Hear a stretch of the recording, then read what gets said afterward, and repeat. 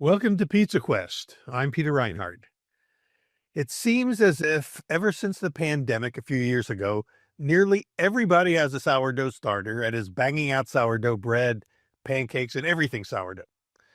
Wild yeast fermentation is simply fascinating for so many reasons, and we're going to explore those reasons in this episode with our guest, author, baker, horticulturalist, ceramicist, jam maker extraordinaire, Sarah Owens, who is one of the major driving forces in this sourdough golden age. Sarah's James Beard award-winning book, Sourdough, Recipes for Rustic Fermented Breads, Sweets, Savories, and More, has just celebrated its 10th anniversary, and a new anniversary edition is out. In between the original and the updated anniversary edition, Sarah also wrote two other acclaimed books, Toast and Jam, Modern Recipes for Rustic Baked Goods and Sweet and Savory Breads, and Heirloom, Time-Honored Techniques, Nourishing Traditions, and Modern Recipes.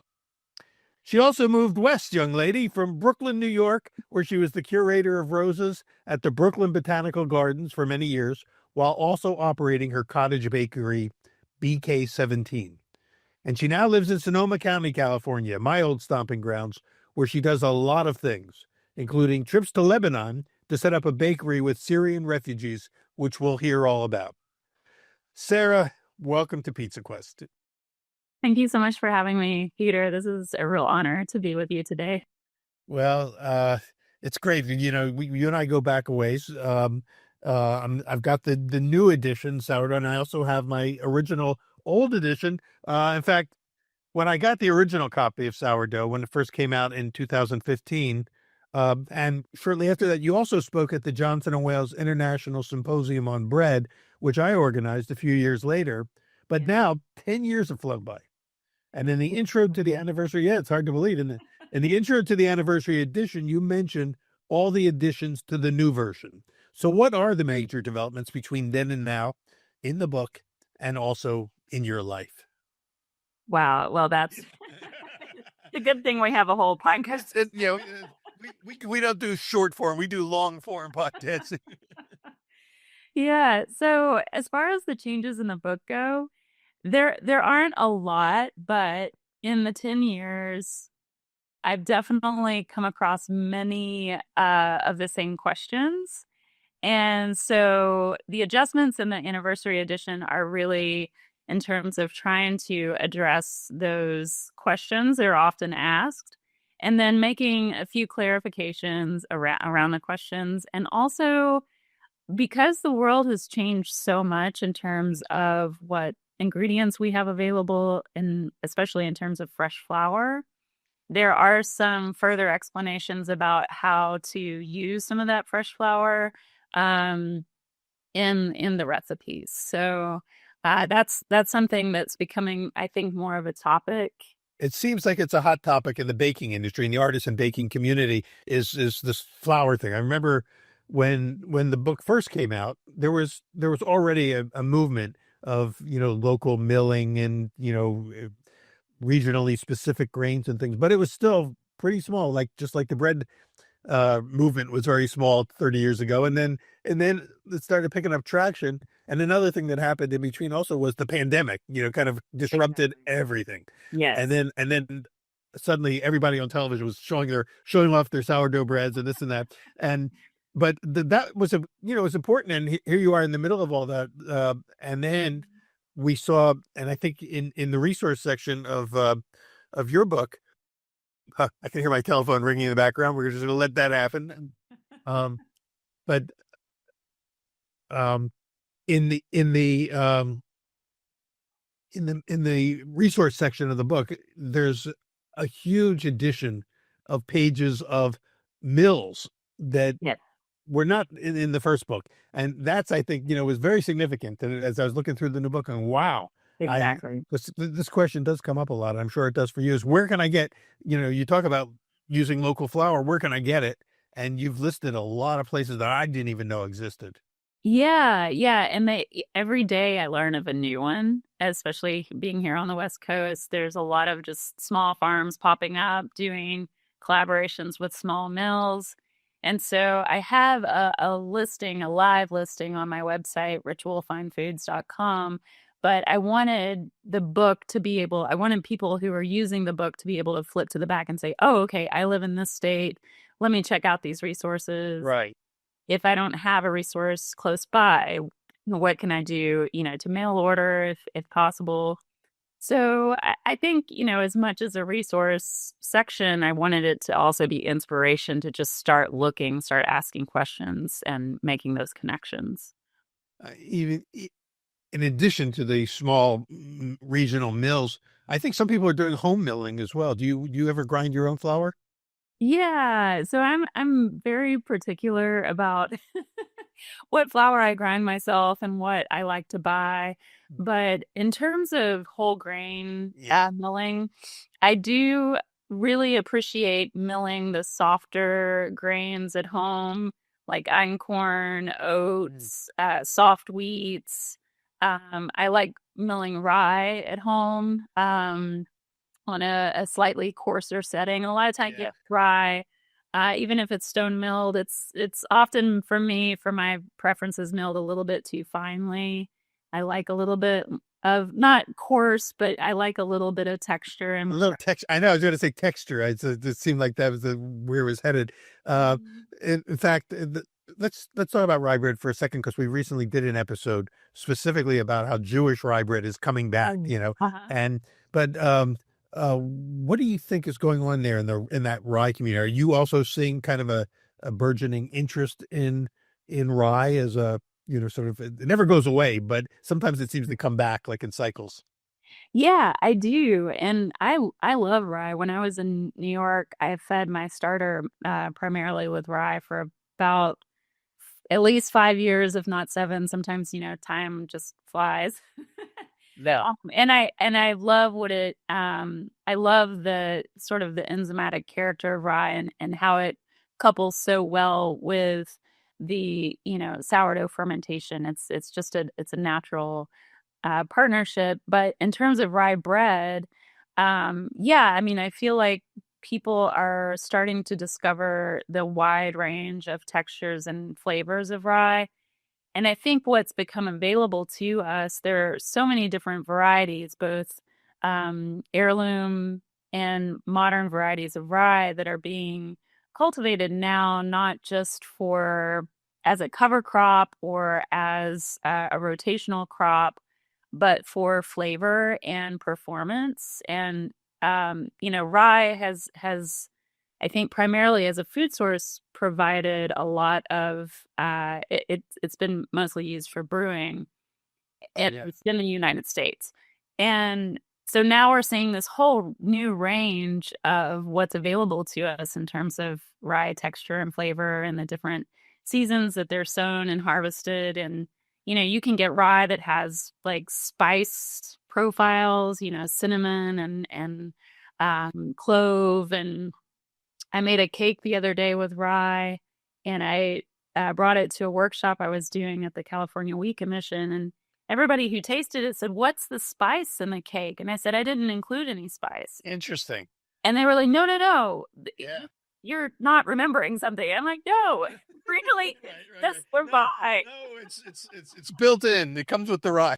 Yeah, yeah. Well, So I that's think, interesting. Yeah. yeah, I think rye, as an ingredient for bread, it has so many possibilities, and also for cakes and pastries as well.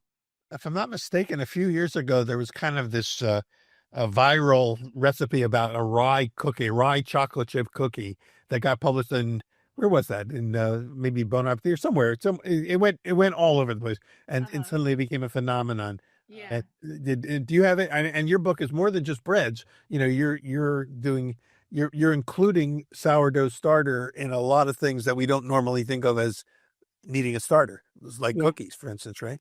Yeah, for sure. For sure. And I feel like sourdough, it can be a leavening agent, it can be an ingredient. If you're going to keep a starter in your kitchen, you're inevitably going to end up with excess. Yeah, right. And Right, exactly. as someone who grew up in a very frugal household, you don't let precious things go to waste, particularly if they are being fed with really good, freshly milled stone ground flour, you don't let that go to waste. And if they're good for you and they taste good, you got to use it. Yeah, yeah, exactly. So I definitely use starter and everything, but what I think is interesting about, rye, just before we move on to another topic, Yeah, yeah. it has been something that's been very challenging, I would say, for me to bake with. And I think starting from this, as many people do, this goal of creating, the high volume, free form hearth style loaf, Right. baking with 100% rye, or maybe 70% rye and 30% spelt or Yeah. wheat or something. They're vastly different outcomes. And I always try, and when I'm teaching, whether it's online or in person, I try to encourage people to step back and say, what is my desired outcome in this bread, and try not to fit a square peg in a round hole. Like you hear make rye do that, right? You can't make it become this big lofty hearth bread.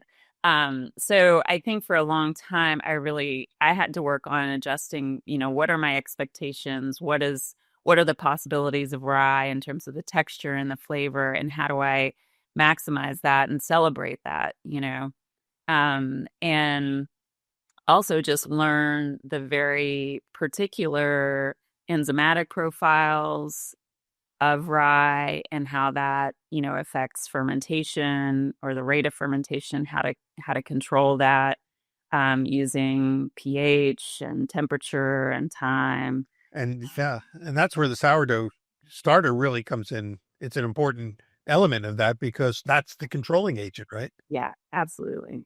So that's when I first learned how to make rye bread. Uh, that was the sort of the aha moment was, oh, there is something called enzymes. And there's an awful lot of enzyme activity in rye bread that's not in my regular white wheat bread. Uh, can you talk a little bit more about that for those who, our listeners are now, up to speed on all this stuff, but many are also newly entering in, as many have, into the bread world. So Yeah. when you say enzymatic activity, what are you referring to? Oh my gosh. Well, I'm not going to pretend to be a science mind, because I'm not. And often, We just need the big strokes. yeah. Well, it's interesting because I was just at the California Wheat Commission, and they have a whole laboratory of testing equipment. I've been there. Yeah, it's pretty It's cool. it's incredible, and it really helps my mind, my brain wrap my head around like all of these Right. technical things. And I hate to make bread making too complicated. I don't want it to be so complicated that it feels overwhelming. Um, but I think you froze for just a second. Sorry. Oh, I may have, yeah. Well, we're on Zoom. Real world enters into our podcast. So Yeah, yeah. like my telephone ringing in the background. Right, exactly. So with enzymes, I feel like often with sourdough baking, we focus really a lot on the active nature of microbes, and that's of course very important. But enzymes, I would say, are just as important as our bubbling, active, living sourdough culture. Enzymes aren't alive, they're not living. Are Yeah, a lot of people don't realize that. I think they just assume that enzymes are like bacteria and yeast. It's another organism, but it's not. Right, not at all. So they're naturally present in the grain, whether it's wheat or rye or often something else. And when we allow there to be some sort of entry point, we often call it starch damage in the grain. And sometimes that's, just simply milling the grain and Yeah. mining it with water. We activate those enzymes. And the enzymes allow the conversion of starches into bioavailable sugars to the microbes. So it allows the microbes that are in our starter or hanging out on the grain itself or on the flour itself to be able to wake up and start their feasting. And when we have that feasting, we call that fermentation, and we have byproducts of fermentation. We often reduce that down to yeast and bacteria, but as we discovered in the symposium that you spoke of, there are many, many, 70 or plus species and subspecies microbes in one culture, sourdough culture. But all of these, microbes, they wake up and they begin feasting. And without that conversion, without the activity of enzymes, we can't encourage that. But on the other hand, if we have too much enzymatic activity, we run into, what we would call technical flaws in baking. So we'll get things like starch attack. Yeah, that was the big one. That was like the word that jumped out at me. I think Jeffrey Hamilton brought that to my attention years ago in his book, Starch Attacks. And that's the problem with my rye bread. They've been attacked. The starches have been attacked by enzymes. Yeah, exactly. So, I mean, it's, it naturally, it feels like it's something that should be alive, right? If it can attack our bread.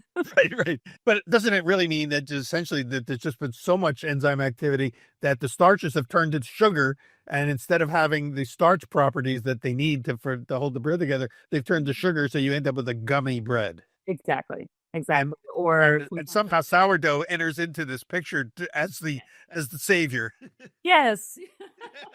With his cape. Flying into the kitchen. Right. Da-da-da. And how does that, and what's happening there? What is the sourdough doing that wouldn't have happened if we didn't have that in there? Yeah. So to my understanding, and you can help me fill in the blanks, but the pH of sourdough, it's tends to be on the lower end of things. If we're working with it at its healthiest state, it's usually, anywhere from 4 to 4.5, but usually 4.2. Which is it's an acidic environment. Yeah, anything below 7 is acidic, and anything above 7 is alkaline. Mm-hmm. Yeah, so that acidity helps sort of regulate or control the enzymatic activity. So that acid, the acid somehow, what does it do? Does it slow down the enzyme activity? Is that what's going on? Yeah, so, to my understanding. That's about as deep as my understanding goes too. But for some reason, because it does that, we don't have the starch attack. We have some sourness happening. We have some breakdown of starches, but enough starch stays behind to be able to gelatinize and hold the loaf together when we bake it. And yes, and once again, it's like a miracle has taken place. Yeah, and I think that's why it's important to understand. Like, I kept a sourdough starter for a long time, and so it was very easy for me to use that to bake 100% rye breads. But if you don't keep a rye sourdough starter, sometimes it's helpful in between, the using your starter to make your rye leaven to do, like a phased up build to your leaven stage. Builds it up, yeah.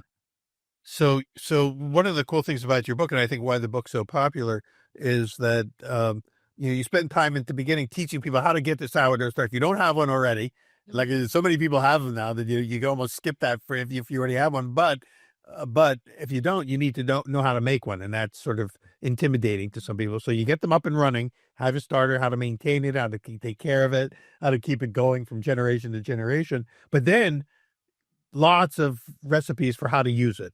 Yeah. In bread and things that you might not have thought of before. Mm-hmm.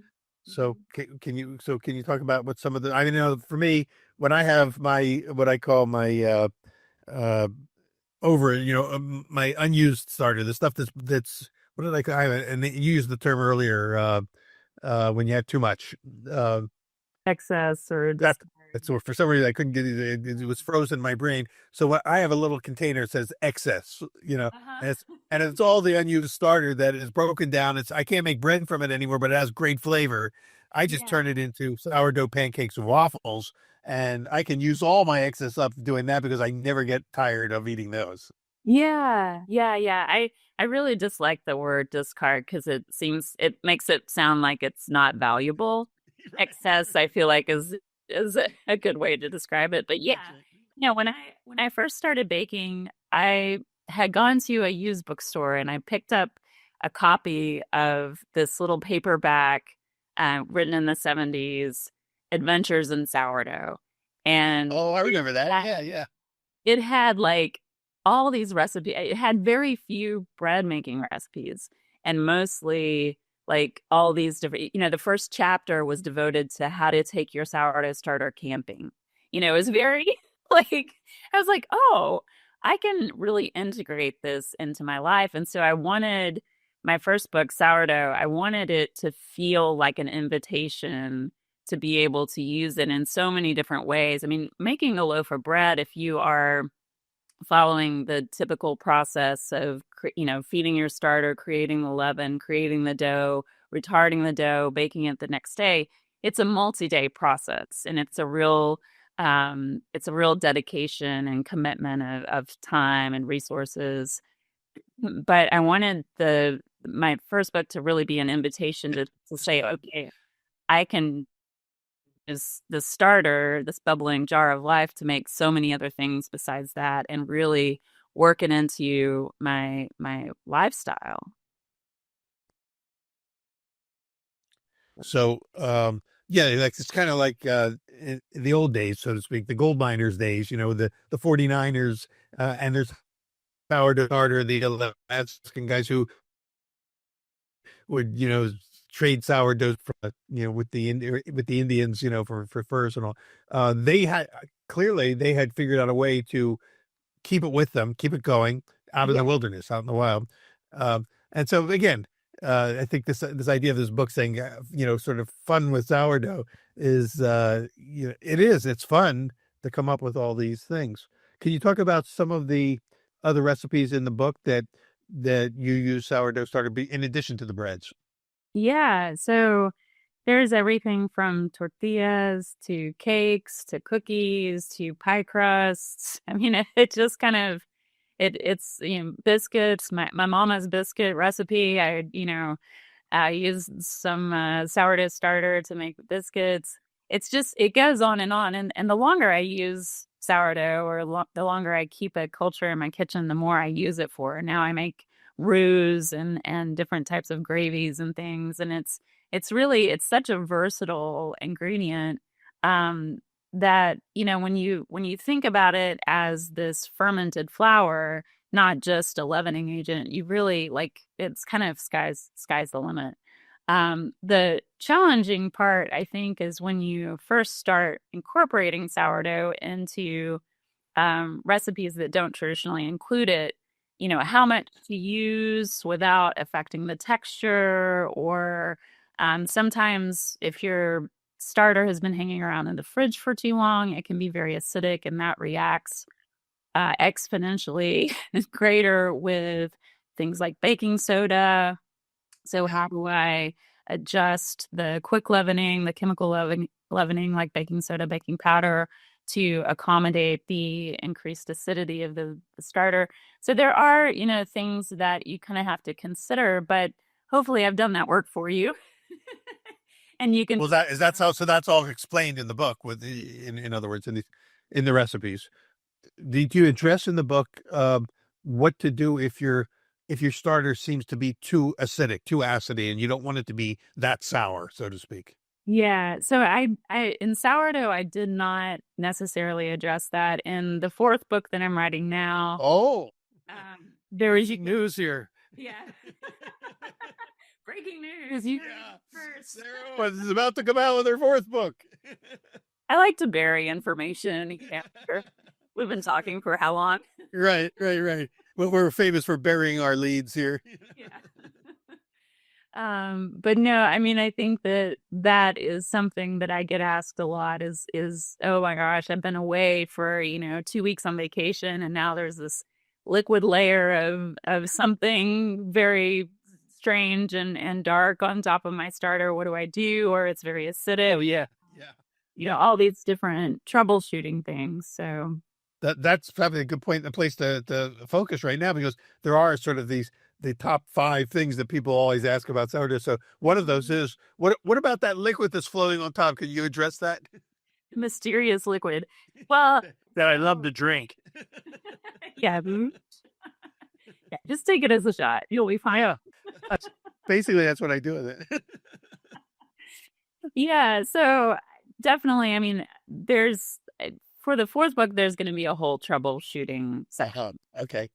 For, starter, but also other things. But what I've been trying to encourage people to do when I've been teaching my classes is if you're going to take a break from baking or sourdough baking, or if you are traveling, to consider keeping your starter as a stiff starter.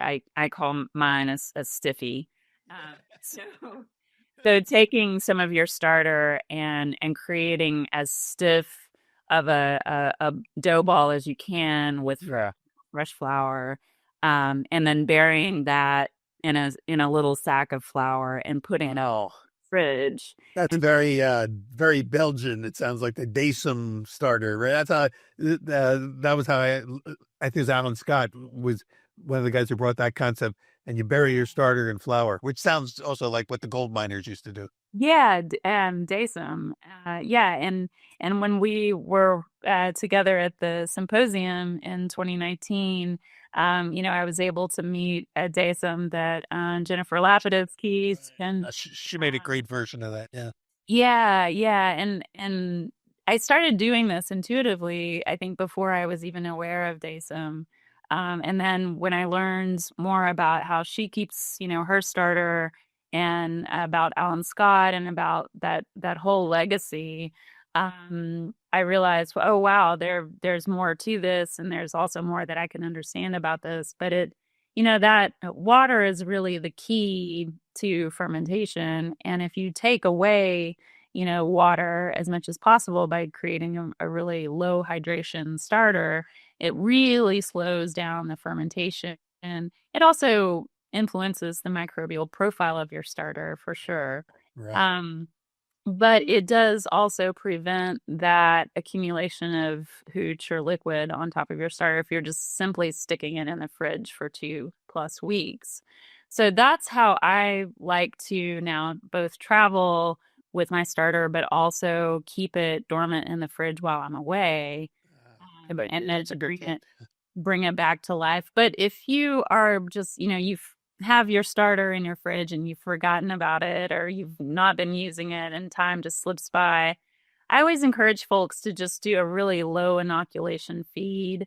So discarding, as much as almost all of your starter, like leaving behind the scrapings, like 10 to 15 grams, right? It's all you need, just a little bit, huh? Just a little bit, and then really overfeed. So feed it, 50, 60 grams of water, 50, 60 grams of flour. And that, after a couple of feedings, usually takes care of that acidity issue. Interesting. So so you kind of scale it back down and then bring it back up, but more flour and less starter to act as the seed for the next round. Yeah. Well, that's good. That's a good tip. And I love that idea of being able to kind of, especially for people who travel a lot, to be able to keep it safe and secure, while you're away, or unless you're taking it with you. Well, this brings up something. And before we run out of time, I want to talk about this with you. You've been on a very interesting journey. You didn't start out as a baker or a bread maker. You may have known how to do it, but if I understand right, you grew up as like a farm girl, right, in Tennessee. Is that where you grew up? and is that where it all started for you? And then somehow you became a horticulturalist, and then we're doing ceramic. Where you've had a lot of chapters in your short life. And so can you talk a little bit about the journey you've been on? Because I'm really interested in how someone, kind of grows into becoming who they are. Yeah. Well, yeah, I grew up in Appalachia. I grew up in a pretty rural setting. I say I grew up a little feral. I feel like I'm born on a mountaintop in Tennessee. Yeah. I mean, I grew up not far from where Dolly Parton grew up. And my parents would literally, they would, open the door, let me out. We lived on 130 something acres, and I was to come home when I heard the car horn or the dinner bell. And usually it was the bell first, and if I didn't come back quick enough, then I'd start hearing the car horn. Wow. That was my time to really connect with the natural world. So, instead of playing video games, I was building dams in a creek or catching crawdads or chasing salamanders. My mom Like that. gave me a stump digger because I'm always like looking under stumps or rocks. This sounds like the opening scene in Tammy. Did you ever see the movie Tammy?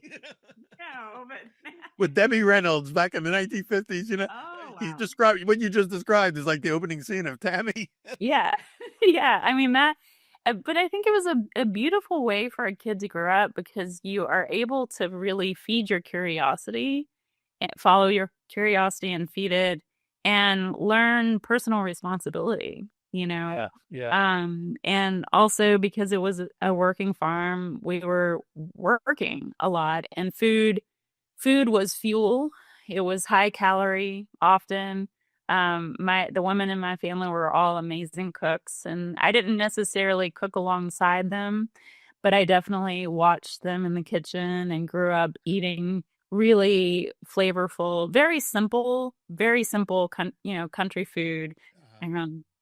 And my Granny Owens kept a sourdough starter, and it was talk about a lurking jar in the back of the fridge. Like she didn't use it very often, and it smelled really weird, and the bread was really sour. But it was, I remember it, coming out of the oven and like the aroma and like tearing it apart, and it was such an intense, sort of sensorial experience for me as a kid. And I didn't really think much about it at the time until I started baking with sourdough, and I was like, "Oh yeah, But It's that's funny how those seeds are planted, in our youth, and then they flourish years later. yeah, exactly. So that's kind of that. I grew up very close to the land, very close to the seasons, and then of course, one of my first jobs was on a landscaping crew, and then my second job was in a pizza kitchen. And we would, it was called Big Ed's Pizza in Oak Ridge, Tennessee. It's legendary. And we would, it was an open kitchen, and we would throw the pizza press, and everybody was like, it was a show, and it was a wonderful place to learn how to make pizza. I think the hydration of the dough had to be like, I don't know, 60% or something. It was very low hydration. Very strong, tight dough. Yeah. Super strong. We had these rollers that we would run the dough through first, stretch it out, and then we would, toss it. It was quite an experience. And I was always in restaurant kitchens throughout my 20s, throughout college. I worked at a bakery for a little while, but I never considered food to be a career. That was not a goal of mine. I was very interested. I initially went to school for international business. That, very quickly, I was also in a liberal arts school and I just was spending a lot of time in the ceramic studio, and I definitely went down that route for a long time until I decided I needed a job. Well, was this all still back in Tennessee, or was this where you moved on to another location? This was in Kentucky. I went to college in Kentucky. Oh, okay. Kentucky, which is an incredible town for the arts, both music, performing arts, and also just all kinds of arts. And I felt very supported in a ceramic career for quite a few years. I did move back to Tennessee and built a studio, and realized quickly that, especially in my 20s, being very isolated in a studio for 12, 14 hours a day, and then occasionally going out to different parts of the country and doing shows, it was a little too insular for me at that time. Yeah. And, honestly, I don't think the business classes that I took in college really and transferred into the business of being an artist at least at that point in my life. But I decided to go back to school for horticulture, and that's what led me to New York City, where I lived and worked for 12 years as both a horticulturist and then started baking. And the baking was really a result of needing to make some lifestyle adjustments to, really make the food that I was consuming more digestible. At the time, I was having some difficulties, and that really led to just a deeper understanding of our food system. And thankfully, at that time when I started a side business, I did it through the Grow NYC green market system, and they require that the percentage just changed, but they required at the time, I think you had to use 10%, really low number of locally grown or produced ingredients. Oh, I see. Yeah. And I was like, I was a horticulturalist, but I was like, really? Does New York even grow wheat? Like, is that even possible? Yeah, that's right. It sent me down a whole path of really understanding, like, how is wheat grown? How is it harvested, cleaned, milled? And how does it end up in the hands of, the consumer or the baker? Right. And that completely changed the way that I bake. And so when I wrote Sourdough, my first book, at the time, freshly milled flour was just kind of starting to come online. Right. And I was really beginning to understand that flavor could come from flour. Now that's really the palette that I love to play with is, the flavor from the grain. But when I was writing Sourdough, I was playing with all kinds of ingredients, like using beets to make bread or squash or sweet potatoes and pureeing that. And right. Building the flavor in. yeah, exactly. And so, thankfully our food system, it's still very industrial, I think, but we have so many options now if we can afford them. Yeah. But this is fascinating that you kind of like just sort of almost organically, in a sense, kind of drifted into that, started a little cottage bakery, right? Out of baking these loaves right out of your home oven, if I'm not mistaken, right? I started, at home, and very quickly realized that was not sustainable. And I moved into a commercial kitchen, and then very shortly after that to a wood-fired oven and a pizza kitchen. Oh. And it was kind of remarkable. It was in the neighborhood in Brooklyn, and they just left me a key, and the people at the kitchen manager at night would rake all the coals to the middle of the oven, shut the door, and this was like around midnight. I would make the dough, usually in my kitchen or the commercial kitchen, and then put it on. I had a trailer for my bike. So I put it in the trailer, either in big tubs. Usually I would shape it once I got to the restaurant. I would stoke the fire, shape the dough, final proof it, and then bake it off in this wood-fired oven before the sun came up. This is when I had a lot of energy. Yeah, right. This is during the young phase of our life, when we can do stuff like that. But but that's how it starts, and it may not be sustainable for years and years and years, but that's how it began for Jennifer Lapidus too, baking, in this little. In her case, her oven was in her backyard, but it's the same idea.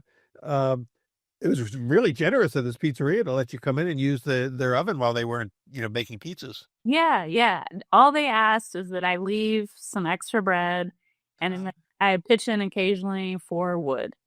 And they always made sure I had plenty of wood, and I always made sure they had plenty of bread. Is that pizzeria still going? Is it still in operation in Brooklyn? As far as I know, it's a good question. It was Toby's Pizza and what we would call, what at the time we called South Slope. I don't know if it's still called. No. Yeah. Is that anywhere near Park Slope? It is. It's further. It's closer to Sunset Park. Yeah, but it was. Well, if any of you are listening from there, thank you. Yeah. Yeah, they that's kind of the thing I think about New York and Brooklyn specifically is there's always somebody that's willing to collaborate. There's always somebody that's like, you know what, this could be really good for our neighborhood, our community. Like, let's make it work. How did you sell the loaves then? What was the way that you were able to, after you baked them, where was your market? Yeah, so I started off with my community CSA. So I just created what I called a CSB, and this was like maybe 2011, I think. I got a business license and, yeah, a tax ID number, and I felt really, excited. It's all just a one person show though. You did all this. Wow. Yeah, eventually, when I moved to Rockaway Beach in 2017, I changed the name of my bakery from BK17 because I was on 17th Street in Brooklyn. Oh, I see. Yeah, yeah. Ritual Fine Foods, because Rockaway is in Queens. And so when I moved it there, I did start taking on apprentices and working with people who were really interested in learning about sourdough fermentation.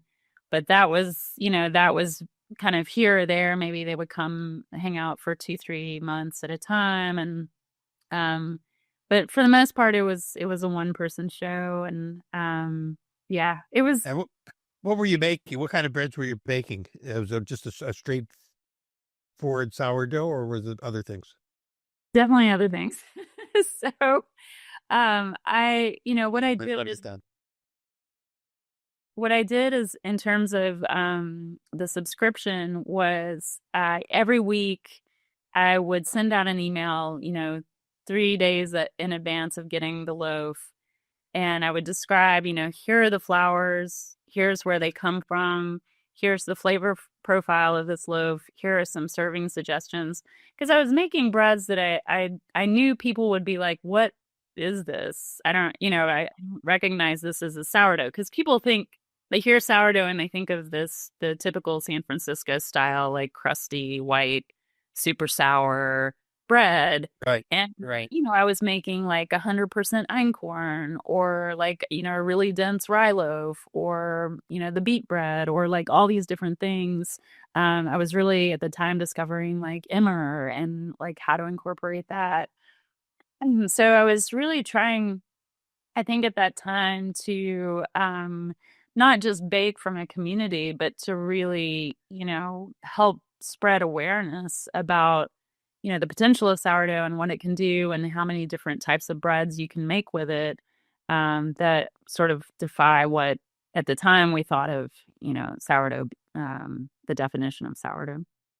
Well, what I love is that it all happened very organically. It's a one person show. It grew. You were able to take on other people to work, and then at some point it grew. You started writing books. You brought in some of your Yeah. artistic talent, and ended up writing a book and becoming sort of, you know, a global figure. H- When did you decide to move to California, and why did you leave Brooklyn, which was such a great incubator for you? What was the draw to California? Yeah, that can be a whole other podcast Yeah, episode.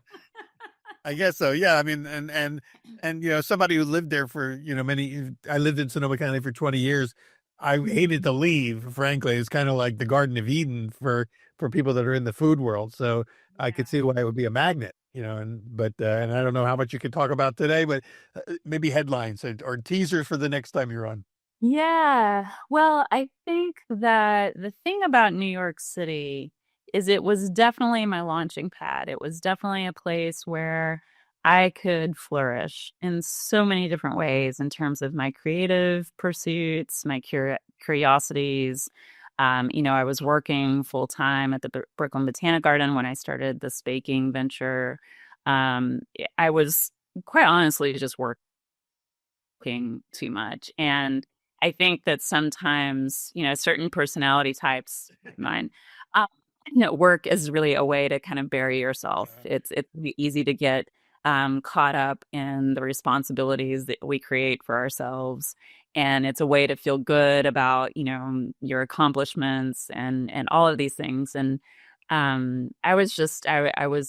I didn't know how to say no, being a freelancer. When I Yeah. resigned from my job at the Brooklyn Botanic Garden, as a freelancer and a new freelancer in a very expensive city, it was very difficult for me to say no to opportunities. And so it's just, I think, having a moment by 2019, I was like, I really think that I need to take a step back.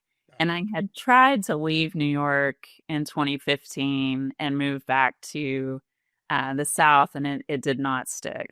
I boomeranged back like 6 months later. It was really kind of tragic, but and this big going away party, and then 6 months later, I'm like, hi, I'm better. Right. But again, before we run out of time, I got to ask you about what's going on over in Lebanon then with this bakery that you started there, and how long ago did that start? So I just simply helped get this bakery going, and that was in 2017, January. Oh, okay. It's been in development for a while. Yeah, and they're still going strong. I worked with an organization called Saddle Sud that at the time had primarily focused on education, so working with Syrian refugees, but also more marginalized communities in Lebanon, and particularly young girls or young women who all of a sudden needed to be able to work outside the home, needed to be able to, read and write in ways that had not been, that kind of education had not been accessible to them previously. And so the bakery started sort of as an arm to this more educational part of the organization. And I had met the founder of the Saddle Sud a few years before. And when the election happened in 2016, he had asked me to come to Lebanon to possibly help start this bakery. And, I called him the day of the election. I said, I'm coming.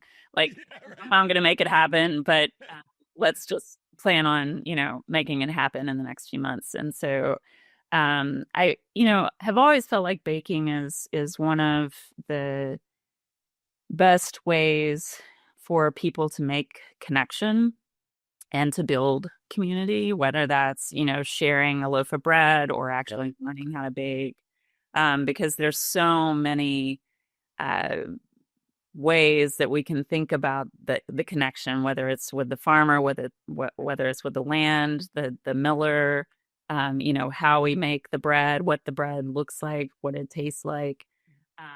And so we worked for 3 weeks. I worked for 3 weeks in Tripoli, which is about 44 kilometers from the border with Syria.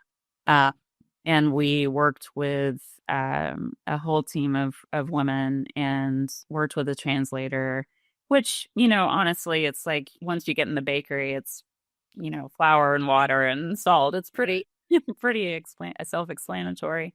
But I also, during that time, and I try to do this wherever I go, because I do a lot of teaching in different countries all over the world. I really try to start with a foundational understanding of what is bread there. Because what a lot of times we consider to be bread in the Western world is quite different than other places. And so if people are inviting me to come and create bread that looks like the Western version of bread, I really want to be able to incorporate local customs, local ingredients to create something that makes sense for place and for feeding the people of that place. So I spent a lot of time while I was there also just hanging out in the kitchens of local people who would invite me in and show me how to use the sage. And, we worked mostly with Durham wheat, which is a completely different animal than, the hard and soft wheats that we work here. Is that the wheat that's most available in that part of the world? Yeah, because it's the flatbread culture. Right. Yeah. Well, what was it about Lebanon that pulled you there? Do you have heritage roots that are connect you to the people? Not at all.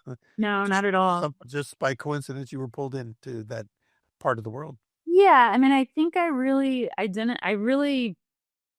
appreciated the goal of, this project was to bring people together that wouldn't normally be working together. So, even within, Lebanon, there's so many different people from different backgrounds and different religions who may never be in community with each other. I see. Yeah. But sometimes these things like war throw us together in ways that we could never imagine, right? And so now in this new reality, which we're also seeing currently, it's like in this new reality, how do we make the most of that? How do we come together in ways that we're working with each other, we're listening to each other, we're hearing each other, we're feeding each other. So I think that goal of the project was very appealing to me. Yeah. And I do believe strongly that bread has the potential to create a very nurturing environment. And so I wanted to be a part of that, and still, love being involved in different projects that have that as the goal. Well, I think that's really the key to this whole thing. And bread is such a perfect symbol, whether it's sourdough bread or any kind of bread. It's just that, there's something about bread that draws people that are unique, and I call kindred spirits who, respond, and it resonates for us. And no matter where we started, whether it was in ceramics or in the gardens of Brooklyn or in the farmlands of Tennessee, bread is the one thing that can kind of, I think, unify a lot of people, and it's a great symbol and a reality for coming together. And I really appreciate the fact that you've documented it. You've got these books now. This new one, of course, the new one is the 10th anniversary edition of the original, the book that got you launched.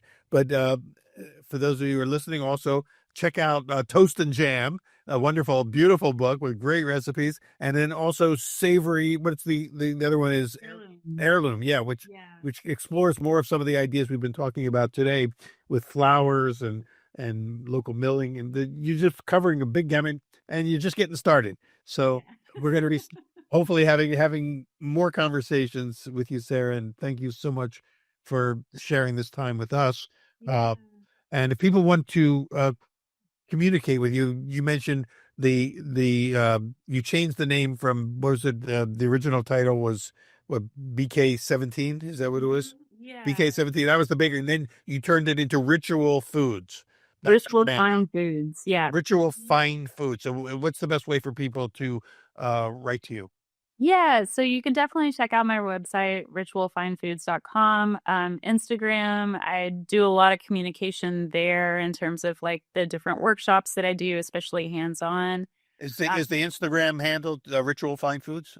I do have an account for Ritual Fine Foods, but Sarah_C_Owens is my personal account that I share more information with for sure.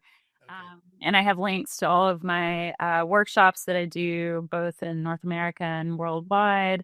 I'm doing not as much online teaching as I was during the pandemic, but still doing some of that through Patreon. So I have a Patreon account where you can have access to 170 different unpublished recipes that are not in my books, and also recordings of videos and instructional videos. So that's a really great resource.